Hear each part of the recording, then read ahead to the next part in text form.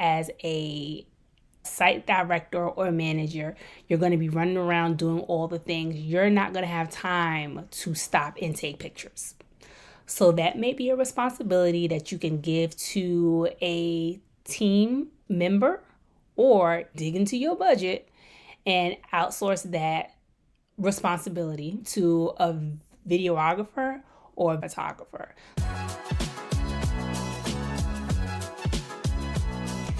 Hello, everyone. Welcome to School After Hours podcast, where we talk about all things related to our school time programming and education. I am your host, Jay Lee, and today we're going to be talking about something very, very important. As the seasons are changing and we are officially in fall, you're going to have a whole lot of holidays just popping up. You know, this is the season of planning. So that's what we're going to be talking about today. Planning your special events or holiday events for the year. Because before you know it, you're going to blink and everything's going to happen. So in this episode, I'm going to share with you the 4 things that I do to plan my events when I am with my students in programming and we are putting on a production for maybe a showcase or maybe a holiday party, all of the above. So with that being said, let's go ahead and jump in. Alrighty, everyone. When you are planning events for the year, one of the most important things to do is do a calendar check. A calendar check will allow you to get a bird's eye view of anything that's coming up, special events that may be on the calendar for a different organization or for a different site, or all together, maybe your school is having a specific event. It gives you an opportunity to see what dates are available or what dates are best to have this particular event that you are planning. One of the worst things that you can experience is you planning an event for this specific day, but it is on the same day as something else.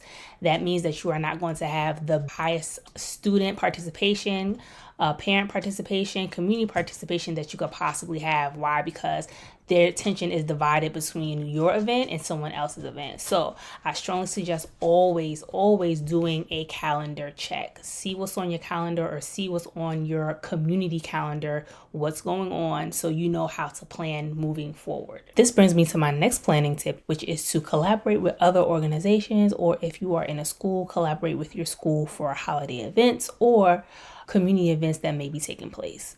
Around the holidays, everyone's usually doing the same thing. So it may be in your best interest to collaborate with another organization or community organization, or even with the school if they're planning a holiday event. One of the benefits of collaborating is having a high participation rate. When you collaborate, you're bringing communities and families together from both organizations. So you're more than likely to have more people to show up for the event. And also you get to share a little bit more about your organization with different group of families and also youth, so they can participate in your program as well during a time where they may not be participating in another program. Another benefit of doing a collaboration is having a greater pool of resources. When you come together, you're able to combine your resources and do more, not just for your students, but also for the family and the community that you serve. Right? And everyone knows budgets are a little tight. So if you are able to split the cost of something or add a little bit more for a specific type of prize for an event, it all works together in the spirit of collaboration and reaching families and students. Another benefit of collaborating is increasing your visibility of your program. Like I mentioned before, you're getting in front of a different audience, a different group of people, a different group of families, so you're able to promote what you do, also share the benefits of your organization. So when you can collaborate as often as possible, it definitely takes a load off you as a site director or a program provider to have that additional person to bounce ideas off of and help with the planning process.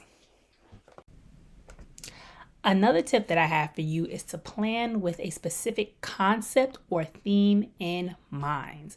I am usually a theme planner when it comes to events, so once I have that specific theme in mind, it's easier to go about my planning process when it comes to decorations, when it comes to having specific colors, when it comes to what type of utensils, when it comes to getting specific supplies to kind of decorate the space and what I want it to look like.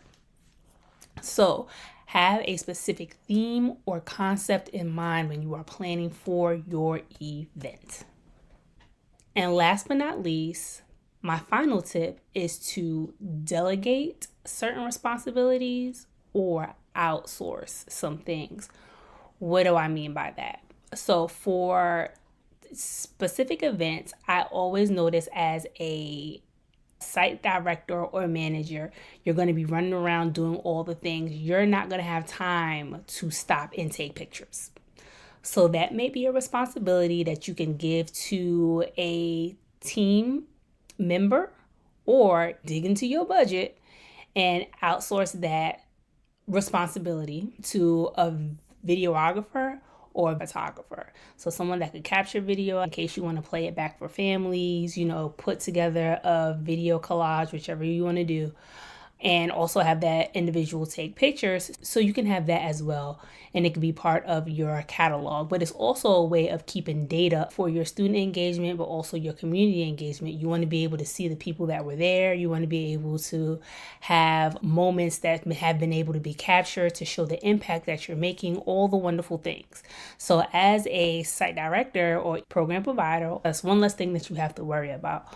Also, when it comes to planning and decorating, if that is not your strong suit, that may be something that you want to give to a team member that has that skill, that level of creativity that could create a space that is amazing for all the participants that's going to be there, but also the families and the community members that's going to be utilizing in that space as well. So those are just a couple of things that I wanted to share with you. I hope those things was helpful. In the comments, go ahead and share with me some of the things that you do to prepare for events. I hope that you enjoyed this and that it was helpful.